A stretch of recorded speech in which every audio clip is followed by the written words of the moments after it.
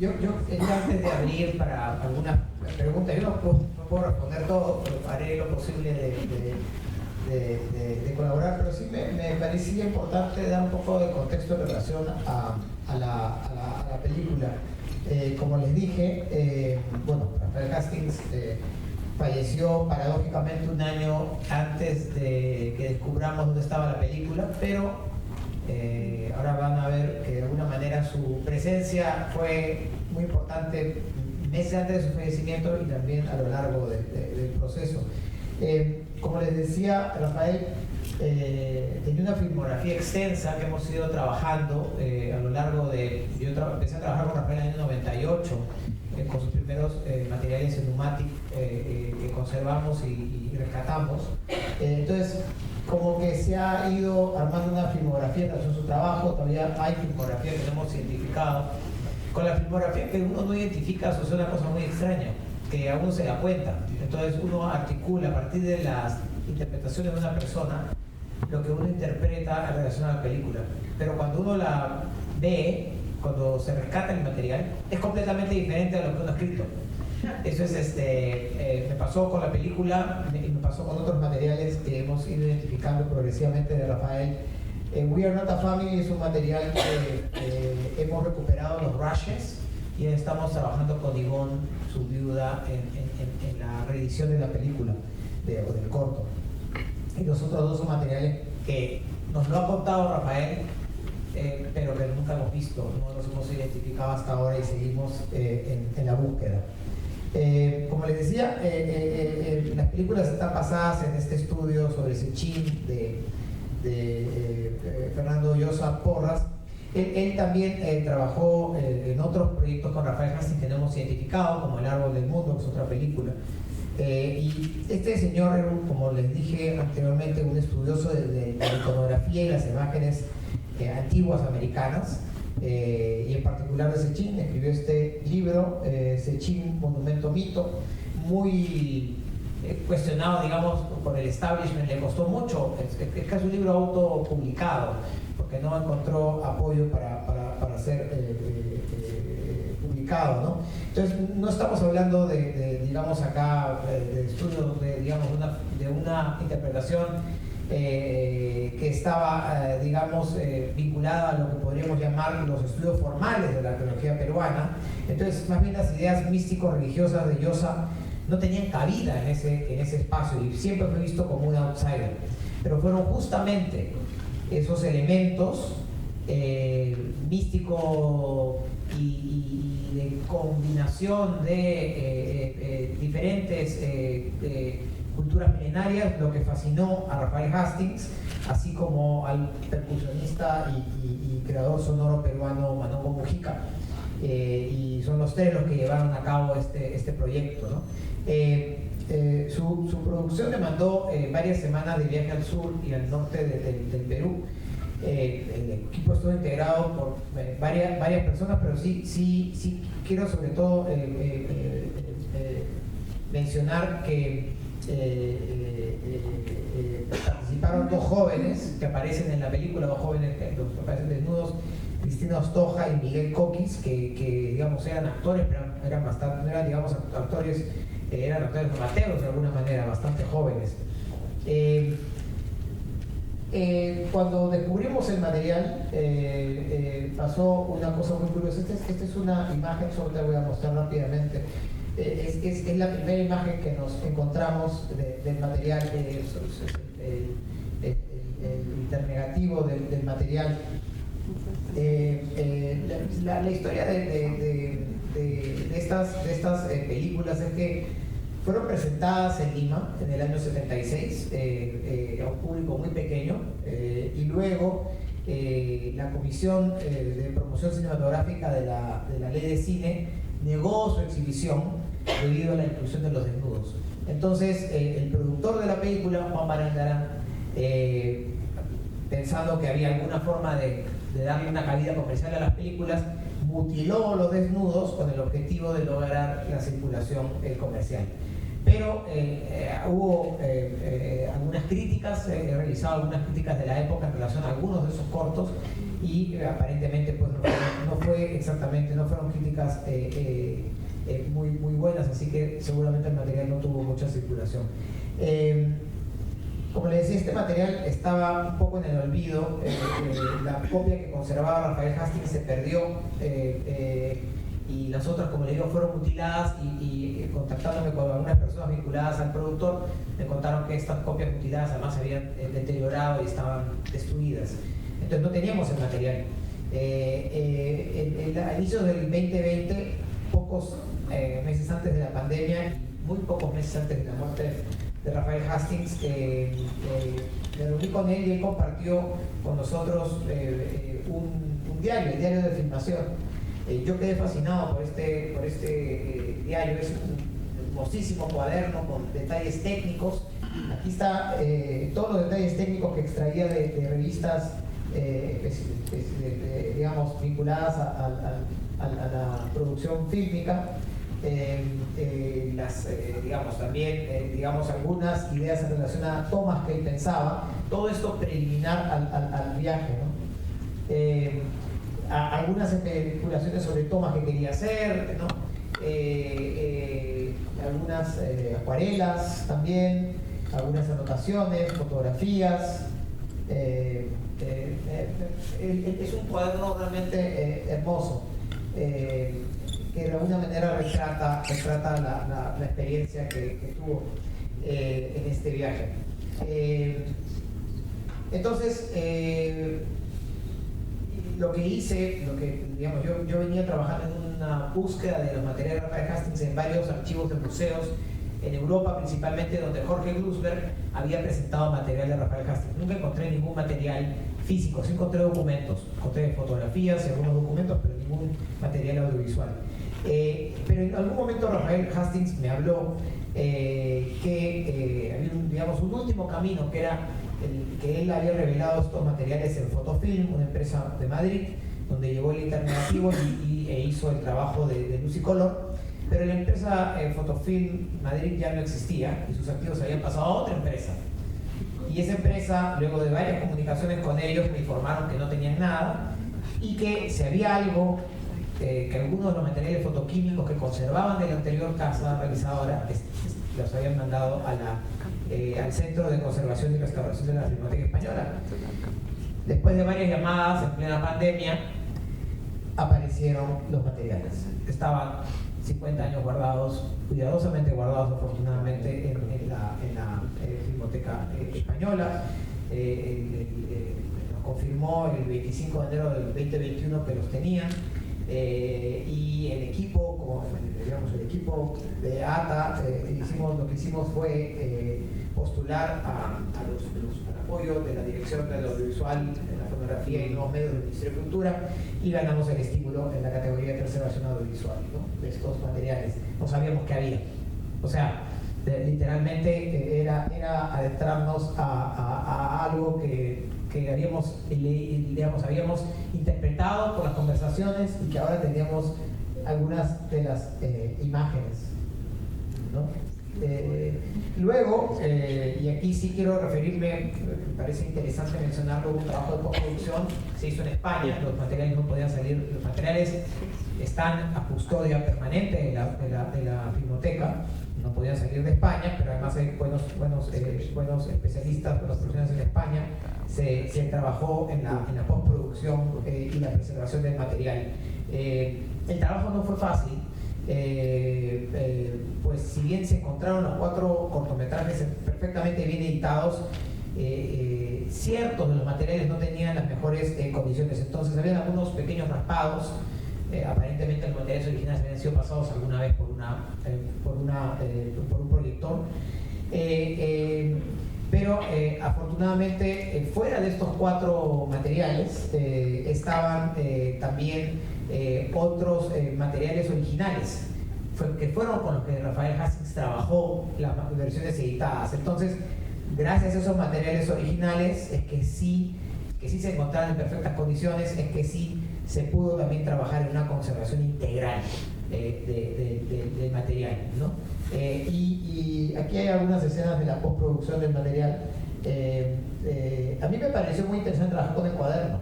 Como pueden ver, el trabajo con el cuadro permitió también detectar algunos de los colores propios del material. ¿Qué pasa? Que la colorización era un componente importante. Cuando encontramos el material, definitivamente tenía un poco, digamos, de desgaste, pero digamos no había pasado por un proceso de colorización como lo que pueden hacer hoy. Tampoco queríamos hacer un proceso de colorización exagerado, ¿no? Había que cuidar esto. Entonces, si bien hoy existen métodos de calibración de color que no existían hace 50 años, hicimos un trabajo muy minucioso que requirió de varias sesiones y donde utilizamos este diario para poder detectar incluso algunos colores eran muy parecidos y muchas escenas eran parecidas a las que ven en el diario. Entonces aquí ven un poco el trabajo que se hizo de rescate y de colorización, sutil en algunos casos. Tratamos de ser muy cuidadosos y muy respetuosos, pensando un poco en lo que Rafael Hastings hubiese hecho si tenía los medios tecnológicos del siglo XXI para hacer este trabajo, ¿no? Pero sin ánimo tampoco de cambiar el material, ¿no? Pero sí darle, digamos, revalorar muchas veces el color que tenían, que la filmación tenía, ¿no? que guardaban detrás de esas capas un poco más grisáceas y que nos parecía que se podía a partir de eso realmente generar el sentido que Rafael buscaba. Como les digo, no fue un trabajo fácil, no fue un trabajo rápido, fue un trabajo muy detenido, muy paciente y afortunadamente el colorista con el que trabajamos, que era de origen francés, había vivido en Perú y entendía también el paisaje peruano y lo grisáceo del clima de la costa y del paisaje de la costa. Entonces, esto un poco para dar a entender cómo podíamos acercarnos a esos ricos e intensos colores del mar, del desierto, de las montañas, y hacer un trabajo cercano al espíritu hastiniano, de alguna manera, al espíritu de Rafael Hastings, ¿no? Siendo muy cuidadosos con no dramatizar las escenas. Acá, por ejemplo, nos dimos cuenta que estos monolitos, lo que había pasado es que le habían echado agua para generar mayor contraste, entonces aprovechamos eso para utilizar un poco más de contraste también, que era lo que ellos habían tratado de hacer con agua. Nosotros lo hemos hecho con postproducción de alguna manera, un poco de trabajo en contraste. Y digamos, creo que luego de tener todo este trabajo listo, también nos dimos cuenta que había otro reto más y no fue menor, que los 4 cortometrajes no los teníamos en orden, no sabíamos cuál era el orden. Entonces también se trabajó, después de ver muchas veces el material y de discusiones con Manon Mujica y von Mollendorf, estructuramos el material de una manera que de alguna manera los ensamblaba como un mediometraje, ¿no? Entonces, ese es el trabajo que ustedes han visto ahora, es un trabajo realmente de ensamble, ¿no? Y estos puentes sonoros entre un episodio y el otro fue un trabajo que Manon Mujica hizo para este trabajo. Entonces, lo quería decir porque de alguna manera es un trabajo de hace 50 años, pero que no es que está exactamente, digamos, presentado como se presentó hace 50 años, pero trata de respetar al autor y trata de también incorporar algunas técnicas de conservación y de trabajo hoy día. Y nuevamente, también con un espacio en donde teníamos muchas preguntas que tratamos de respondernos con el propio material a lo largo de las varias, posiblemente varias, casi cientos de veces o decenas de veces en que revisamos el material para poder llegar a esto, ¿no? Y eso es un poco la historia de esta recuperación, de esta preservación audiovisual. A mí me parece, en general, yo he preservado unos materiales, pero digamos nunca he trabajado con este nivel de sofisticación, de dedicación y y nuevamente, digamos, con este reto que implicaba no trabajar con un material que de alguna manera necesitaba todavía, digamos, necesitaba de alguna intervención para ser presentado o representado luego de 50 años, ¿no? Pero como les digo, para mí fue fundamental el trabajo que hicimos tanto en el equipo de ATA como el trabajo que hicimos con la ayuda de Rafael y con Manuel Mujica. No sé si tienen alguna pregunta. Sí. Fíjate que es una pregunta más que nada. En la época que se hizo este material, se produjo, precisamente que Alfonso Reyes siempre buscaba, nos instaba, digamos, en ese tiempo, y en la universidad era así, para poder pensarnos y recurrir al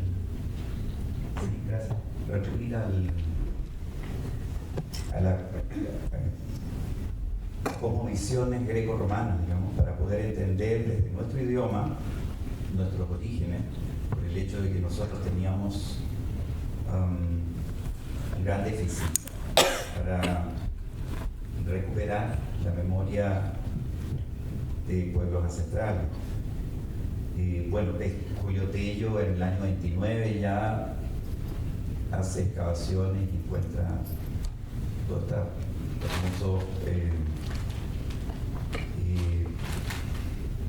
momificaciones, o sea, estos restos funerarios de Paracas, ¿no? En Ica, ¿no? La región de Ica, pero lo que me interesó porque esta idea de ir por el Mediterráneo, por ir por el Atlántico hacia el origen, Octavio Paz, y por eso me interesó, porque estaba anunciado, Octavio Paz hizo el camino por el Pacífico y llegó a Oriente, entonces en la India y en China buscó ahí, en el Tíbet, incluso buscó los orígenes de lo que podrían haber vivido todos los pueblos mesoamericanos, inclusive los pueblos ancestrales hasta quizás reinos incásicos, ¿no?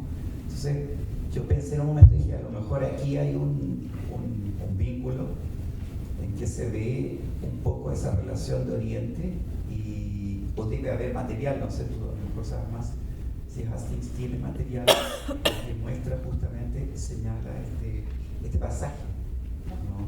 Que no tenemos que pasar por Europa para llegar a nuestros orígenes por medio de este lenguaje que estamos intercambiando, sino que quizás, porque en conjunciones y disyunciones, Octavio Paz en esa obra vio con mucha claridad semejanzas entre India y América. Sí. Creo que hay muchas relaciones, no hay más material, digamos, no es que Hastings o su equipo, esto se hizo con muy poco presupuesto, pese al el trabajo. A ver, Jorge Viñal hizo la cámara, estamos hablando de camarógrafo que ha trabajado con Herzog en varios de los proyectos que ha hecho en América Latina. Hay un equipo importante, digamos, pensando también en el Perú. La producción audiovisual o la producción de cine recién empezaba, ¿no? Digamos, el Perú en los años 60 tenía una producción muy limitada y solamente con la ley de cine al inicio de los 70 es que empezó a generarse una dinámica de no había profesionales. Pero hay muchas relaciones. En el caso del capítulo vinculado a la leyenda de los dos jardines, sí, la que recita es una cantautora peruana muy conocida, Susana Baca, y recita justamente el cuento de los dos jardines de Octavio Paz. Y de alguna manera sí, el poema plantea esta sutil comparación entre la cultura occidental y la hindú, ¿no? Con el objetivo de buscar una suerte de reconciliación, y creo que está basada también un poco en, si no me equivoco, es el jardín de la Embajada de México en la India, si no me equivoco. Pero de alguna manera creo que el poema está basado justo en alcanzar una suerte de convivencia entre esos dos mundos, ¿no? Y el jardín ahí se transforma, y creo que eso es lo que trató de hacer Hastings, más bien un espacio animístico, ¿no? Donde estas calaveras flotantes o en llamas brindan ese sentido deslocalización de la condición humana, de alguna manera. Y creo que eso es lo que hace, esa deslocalización de la condición humana es lo que hace permanente y trascendental la condición misma, ¿no? Eso creo que es una de las, digamos, es lo que yo he entendido un poco después de ver los materiales muchas veces. He leído el poema para asegurarme también que sea, digamos, tenga la exactitud del caso, si usan las mismas palabras o no. Y en el caso de cuando mencionó lo de Paracas, que es el primer episodio, el primer corto, ¿no? Que se llama La Isla de los Inmortales, una leyenda del tiempo de Hochi. Yo además que es una de las piezas más, a mí me parece una de las piezas más hermosas. Y aquí lo que hay es, lo que hace él es narra parte de una leyenda oriental, donde se retrata la dificultad o la impotencia de llegar a estas tres montañas sagradas. Pero lo interesante es que al escenificar las montañas sagradas, lo que significa son los paisajes de la bahía de Paracas, ¿no? Entonces, creo que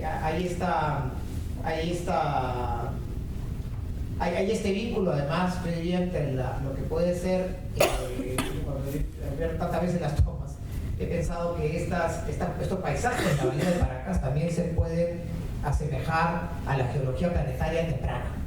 Entonces, nuevamente, también se deslocaliza el espacio, ¿no? Entonces, creo que hay elementos de ambigüedad utilizando estos paisajes, digamos, que existen, para darle esta ambigüedad también de localización, ¿no? Pero nuevamente son lecturas muy subjetivas. La única razón por la que me atrevo a hacerlas es porque he visto el material muchas veces. Pero no sé si eso responde un poco a la pregunta.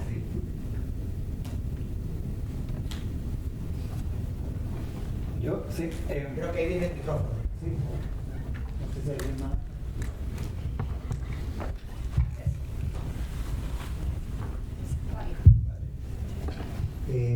Sí, en realidad no sé si pregunta o comentario, pero me quedo dando vueltas que igual Rafael como que hace de todo por la escala, así como que las toma, la ubica, les tira arena, la ensarta en unas estacas, ¿no es cierto?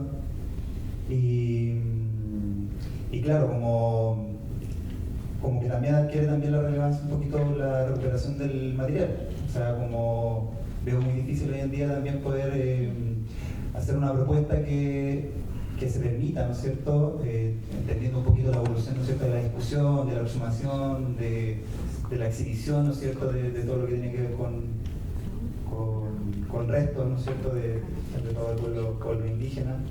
Entonces, claro, como que adquiere como un sentido y permite, ¿no es cierto?, generar esa subjetividad a propósito de una manipulación que es muy propia también de su tiempo. Entonces, claro, como que me hace mucho sentido y todavía como que me lleva, ¿no es cierto?, a preguntarme que hoy en día cómo se sigue dando, ¿no es cierto?, esa peculiaridad, ¿no es cierto?, de hablar, de poder reflexionar en torno a este tipo de temas, en torno a una exhibición que hoy en día está obviamente mucho más constreñida, ¿no es cierto?, por resguardo, por respetos, por también entendimientos que han ido evolucionando y que por lo mismo creo que están un poquito mucho más acotados, ¿no es cierto?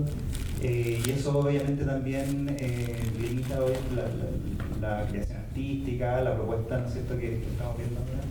Entonces la hace muy propia de su época y también la hace todavía un registro más valioso aún, o sea, como por lo mismo, reitero, que difícilmente hoy en día podamos como apreciar una obra contemporánea con este tipo de propuestas.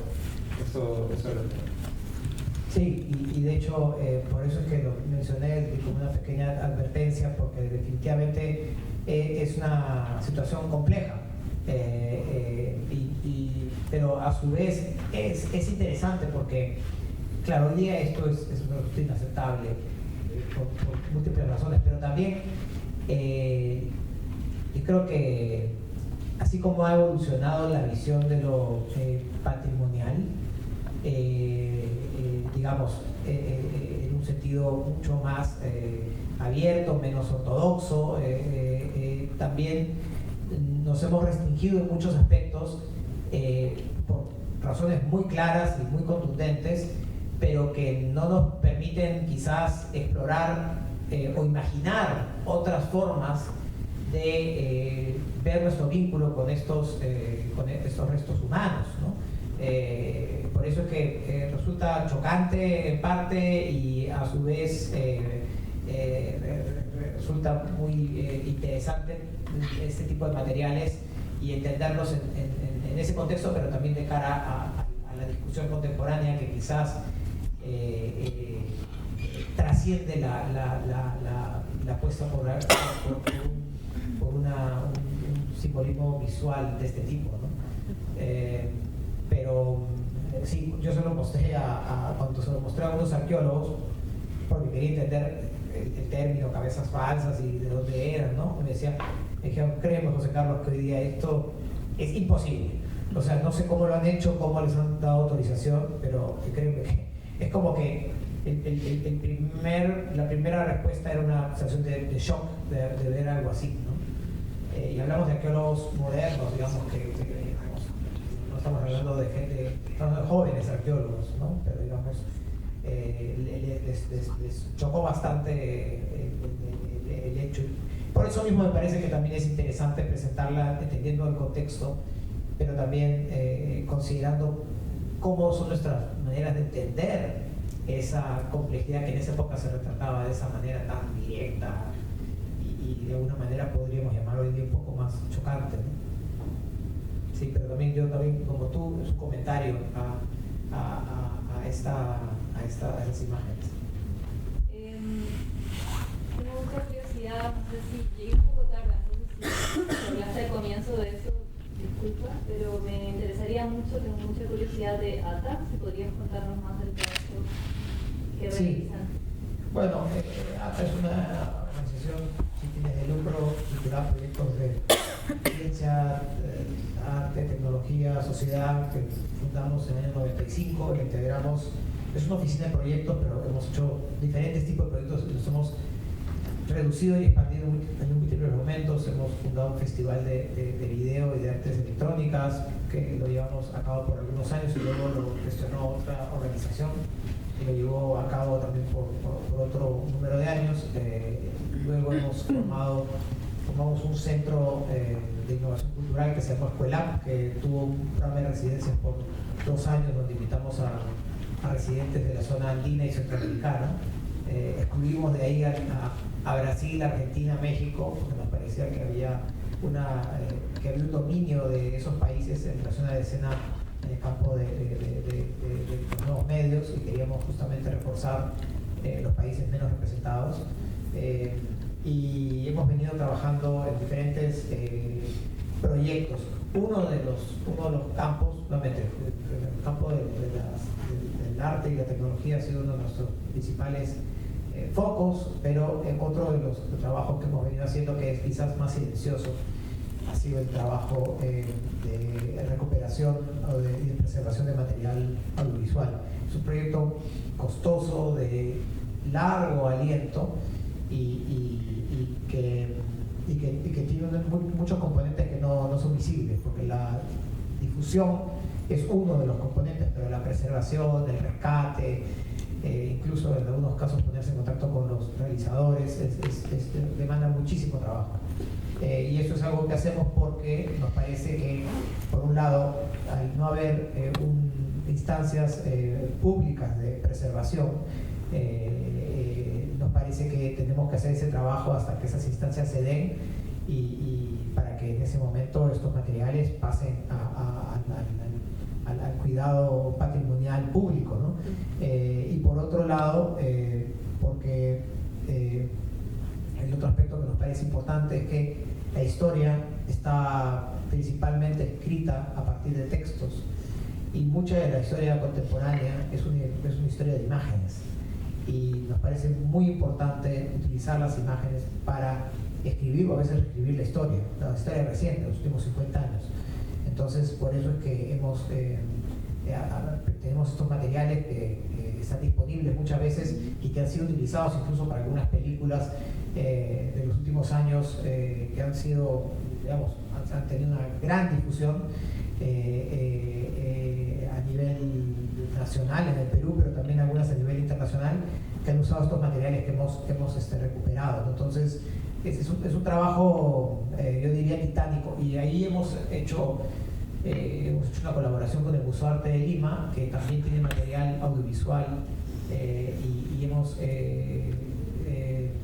unificado nuestros catálogos para trabajar un solo catálogo, porque pensamos que nadie va a buscar cosas de Perú en 2 o 3 repositorios, es mejor trabajar sobre uno unificado, ¿no? Es la visión unificada que creo que además se debe pensar no solamente a nivel nacional, sino a nivel regional, ¿no? La unificación de acervos de este tipo de materiales, ¿no? Entonces, ese es uno de los trabajos que hemos venido haciendo por muchos años, y que de alguna manera está vinculado también al trabajo de rescate que se ha hecho con Rafael Hastings, que ha sido probablemente el trabajo más complejo de rescate que hemos realizado en estos 25, casi 30 años de existencia.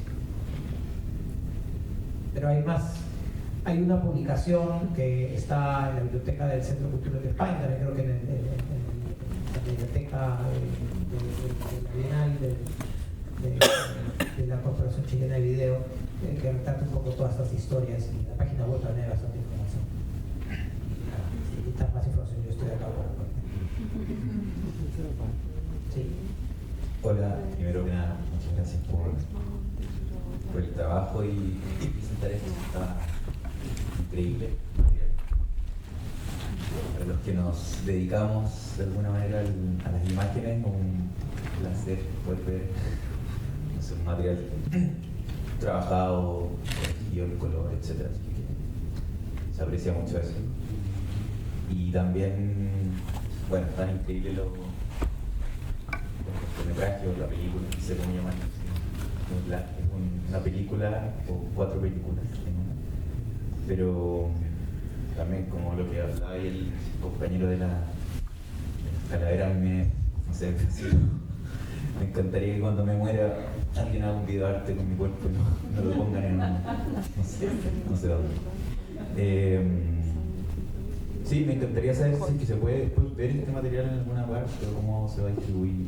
Sí, el material está disponible para su distribución o difusión internacional, local en el Perú, o sea, eso es lo que estamos tratando de hacer, así que sí, el material está siempre disponible. Es la primera vez que lo presentamos aquí en Santiago, pero lo hemos presentado en persona en Buenos Aires, se ha presentado en México, y hay otras instancias que lo estamos presentando en Europa. Entonces sí, es un material que está, en Perú se ha presentado varias veces también. Es un material que está disponible para ser presentado. Ese es el objetivo de haberlo rescatado, ¿no? Sí. Así que la respuesta es sí, es cuestión de que nos escriban en la página web de Data y información sobre eso, o me buscas ahora y te doy más información. Pero sí.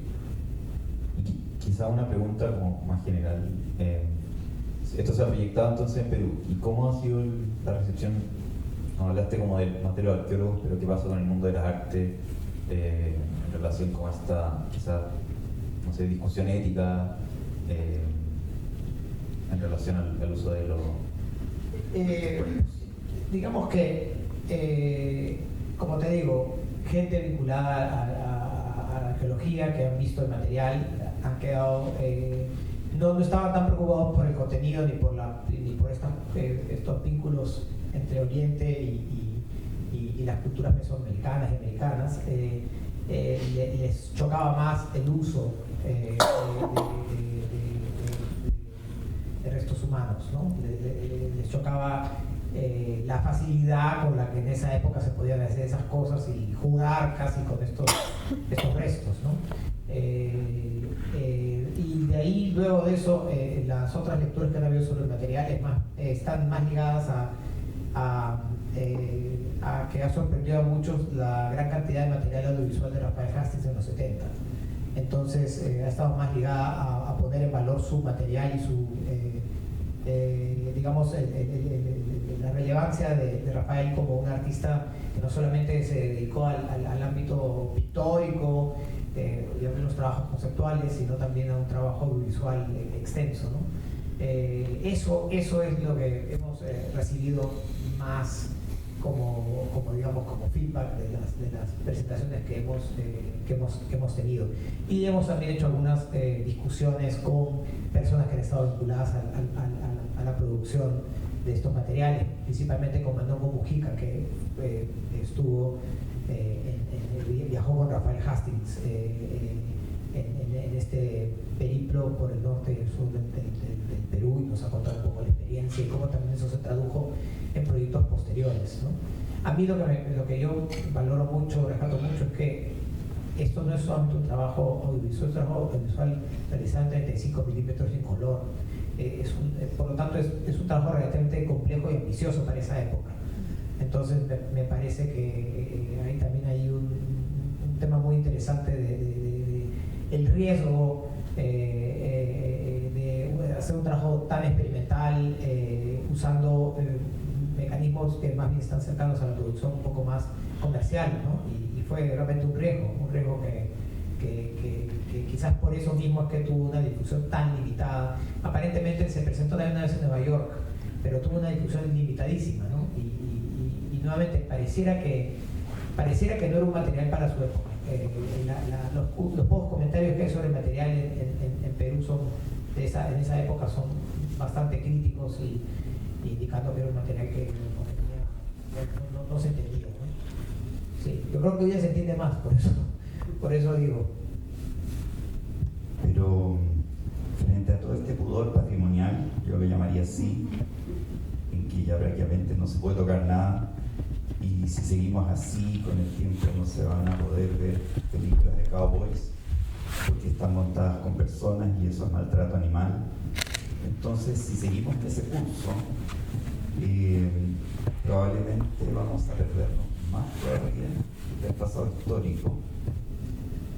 Y para ello encuentro que hay una obra que realizó Atome Goyan, se llama The Adjuster, es un controlador de seguro. Pero lo interesante es que hay la protagonista es una calificadora de películas entre pornográficas y violentas, y de hecho se hacen calificaciones como, no sé, 20 y tantas calificaciones, si fue real, si fue simulado, quién fue real, si el beso fue real, fue simulado, todo esto, y tienen que aprendérselo de memoria los calificadores y se llevan todo el día en eso, ¿no?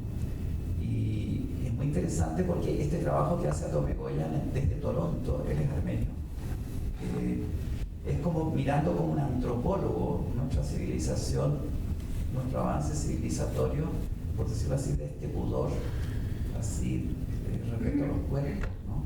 Si nosotros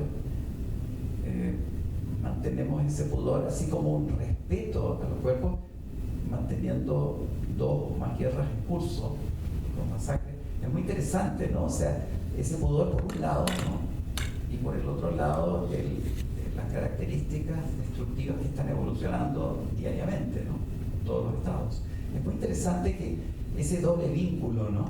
Que se puede integrar, por eso lo encuentro muy interesante este diálogo, que se puede integrar así como en foros sobre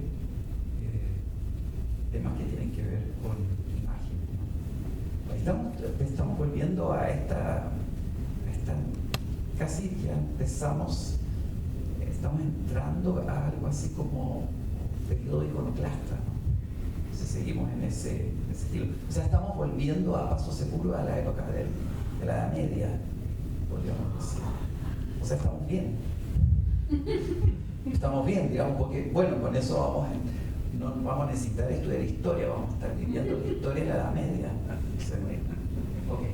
Sí, lo que es paradójico es que lo que cuestionaron los censores militares, o los censores en la época del gobierno militar, gobierno militar socialista, pero militar de cualquier forma y bastante conservador en muchas de sus formas de entender la visualidad, no fueron las calaveras o los restos humanos, sino fueron los desnudos, ¿no? Que hoy día más bien se considerarían artísticos, no creo que pasarían desapercibidos, ¿no?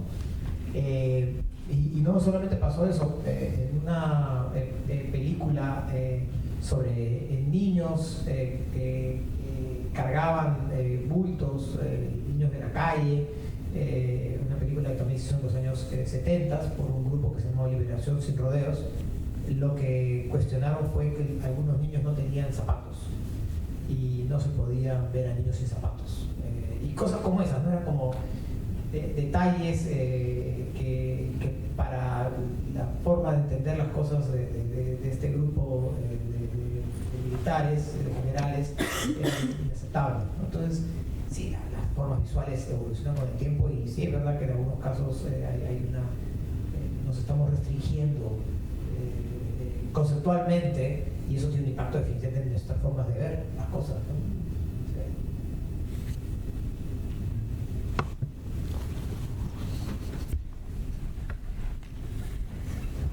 Hola, tengo una pregunta un poco quizás más personal y puntual, sobre todo referida a lo que ya nos has ido comentando.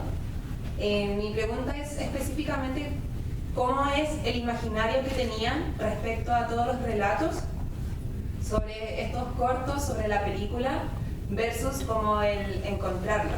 No sé si se entiende como a lo que hoy nos comentaste, como lo difícil que era encontrar un material en base solamente a comentarios o historias que te cuentan personas y que claramente se basan en sus propias interpretaciones. Entonces me gustaría saber un poco cómo fue este contraste o qué más te llamó la atención de este versus. Acá hay dos. Yo diría que tu pregunta la voy a interpretar de dos formas, ¿ya? La primera, que la voy a contestar muy rápido, es que busqué el material muchísimo y nunca lo encontré. Y lo encontré en el lugar que menos pensé que lo podía encontrar, que era en la Filmoteca Española. Es decir, sí, hice mi trabajo de investigador, me fui a todos los lugares donde Rafael Hastings había presentado obra, hice la labor, digamos, formal, y lo encontré en el lugar insospechado. ¿Eso qué significa? Que la realidad es que uno tiene que investigar bastante, pero no necesariamente va a encontrar las cosas en los lugares donde uno investiga. Pero como esos lugares al final ya están fuera del espectro donde uno puede encontrar, aparece en cualquier lugar.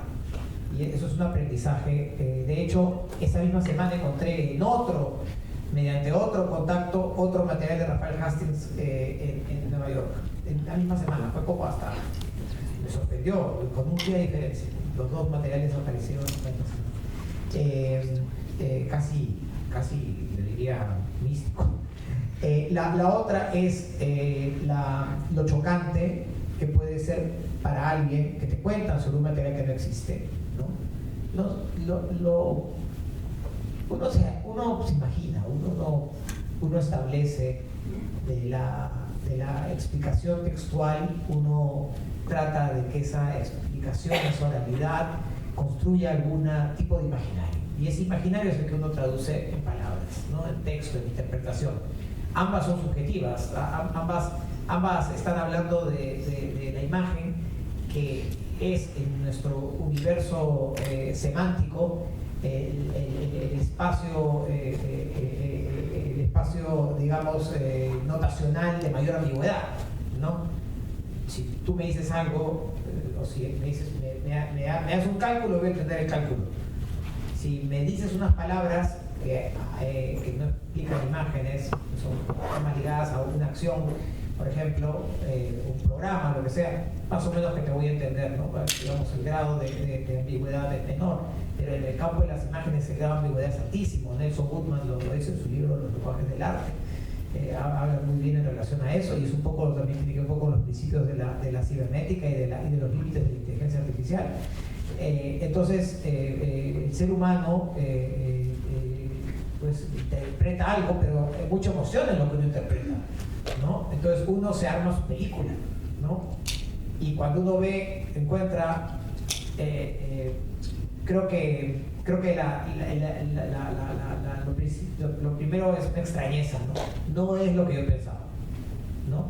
Me pasó a mí, le pasó a otra persona que también entrevistó a Rafael Hastings, Miguel López. A mí ya me había chocado porque la había visto, y cuando lo vi a Miguel en la sala de proyecciones, vi el material por primera vez, vi el mismo rostro de asombro que yo tuve cuando vi el material por primera vez. No era lo que yo esperaba. Y lo que viene ahí es otro proceso, que también me parece interesante y que todavía no lo logro entender del todo, pero es un proceso en donde ves tantas veces la película que se te hace familiar y empiezas a ver que sí, no es tan ajena y tan lejana como pensabas, no la reconocías, era como alguien que sabía que existía, un pariente que nunca conociste y que pensabas que era una manera, y de pronto lo conoces y es completamente diferente. Pero es tu pariente o es alguien que tú igual querías, entonces te vas acercando a él de otras formas, ¿no? Y eso es lo que sucede al ver muchas veces el material. Empiezas a regular un poco el mecanismo y esa sensación de extrañeza, de desconocimiento, eso no es lo que yo había visto en mi cabeza. Empieza a reformularse, ¿no? Además no te queda otra tampoco. O sea, no puedes inventarte material, ¿no? Es más, por eso es que digo que trabajamos con mucho cuidado al color, usando mucho las referencias del libro, porque también no queríamos alterar en nada el material, ¿no? Como tal. Pero sí, es una sensación muy extraña, y esa sensación la tengo con los otros materiales que están perdidos, porque estoy seguro que lo que voy a encontrar es diferente a lo que he escrito, lo que he anotado, ¿no? Es así. Así que no se fije de lo que a uno le cuentan, eso puedo decir. Pero son las interpretaciones del ser humano, y también es un espacio muy interesante porque ayudan a uno a interpretar, a especular, ¿no? A imaginarse cosas. Pero como te digo, eso es lo que puedo decir de ese contacto con el material, pese a que hubo ese momento previo de incertidumbre cuando vimos el material, los internegativos, ¿no? Estos materiales que mostré. Nos mandaron unas fotos de las cintas, unas pequeñas imágenes, y a mí ya me parecía muy sugerente ese material, muy así, me llamó mucho la atención, me pareció misterioso, yo diría. Y Natalia Rey de Castro, que es mi colega con quien la coordinadora del proyecto, que trabajó el proyecto conmigo, le pidió a los de la Cinemateca que lo pasaran por una moviolita. Y ahí aparecieron esas tomas movimiento que hacían el material aún más misterioso. Y yo creo, honestamente, y esa es una opinión personal, que el jurado nos dio el premio porque le pareció tan misterioso el material como a nosotros. Y no se pudieron negar a dar el premio no simplemente a un pedido de percepción material, sino a esas imágenes misteriosas, ¿no? Que fue, como te digo, un estadio intermedio entre la interpretación textual de alta ambigüedad que hicimos y el material final que vimos, ¿no? Sí. No sé si eso responde a tu pregunta. Sí, muchas gracias. Buenas tardes.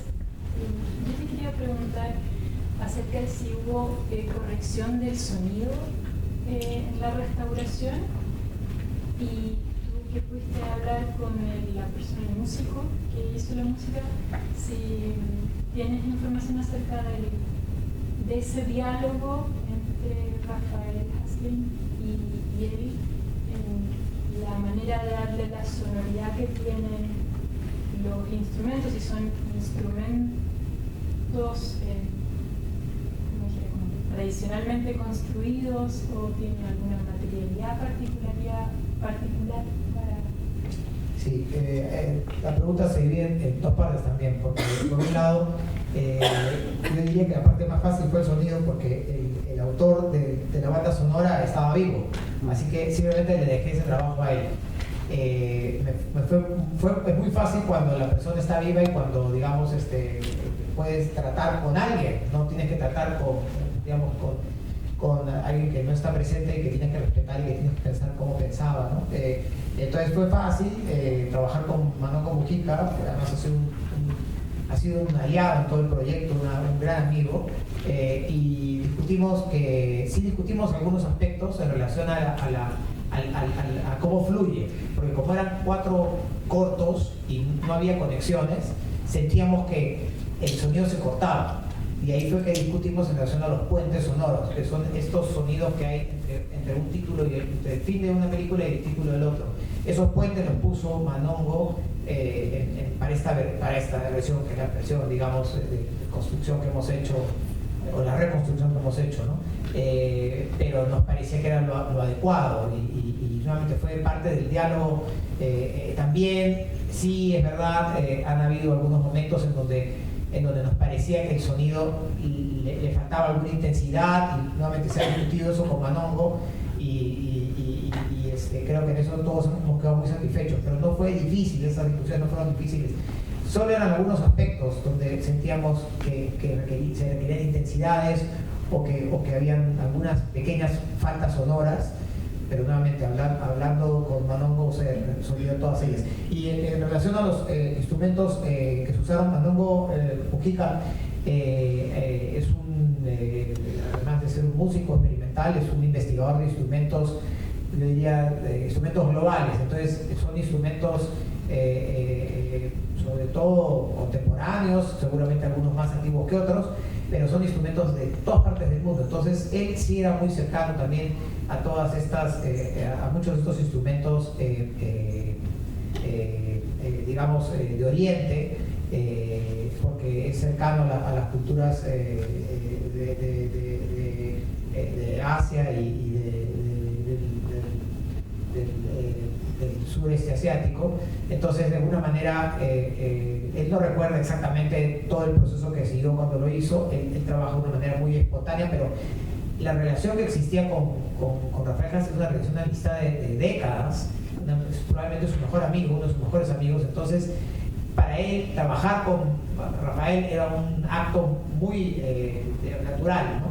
Entonces, el proceso de establecimiento de la música y todo esto debe haberse construido a partir de los viajes que hicieron. Pero hay que considerar una cosa más, que no lo menciono, pero está en la página web de ATA del proyecto. Rafael Hassings tenía un conocimiento musical bastante sofisticado, yo diría, sobre todo en música clásica. Entonces, en el cuaderno de notas hay anotaciones sobre ciertas composiciones, sinfonías que le generaba a él la experiencia del viaje, pero yo creo que muchas de esas sinfonías se tradujeron finalmente en esta composición de Manongo, ¿no? Y es un poco así como creo que han trabajado. Es decir, no se le dejó todo a Manongo. Rafael Hassings participaba activamente porque tenía un conocimiento musical, yo diría, sorprendente. En la página web ya hemos seleccionado algunas de las hemos hecho un playlist de Spotify de algunas de las melodías o de las composiciones que Hassings usado de algunos compositores clásicos conocidos. Muchas gracias. Bueno, agradecemos a Rafael a Rafael realmente como por haber hecho este material hace 50 años, y al trabajo de José Carlos con ATA, que no solo es agradecer como el rescate, pero también la socialización, poder contar con este material hoy día acá, compartirlo en esta instancia, en la Bienal de Artes Mediales, en esta edición 16, que coincide en muchos tiempos con el trabajo de Rafael y con el trabajo de José Carlos. Así que nada, muchas gracias a todas las personas aquí presentes, y nada, esta es la penúltima sesión de Tardes de Vidarte, y bueno, nos seguimos esperando en las actividades que están durante este noviembre en la Bienal, que son en distintos lugares. Gracias.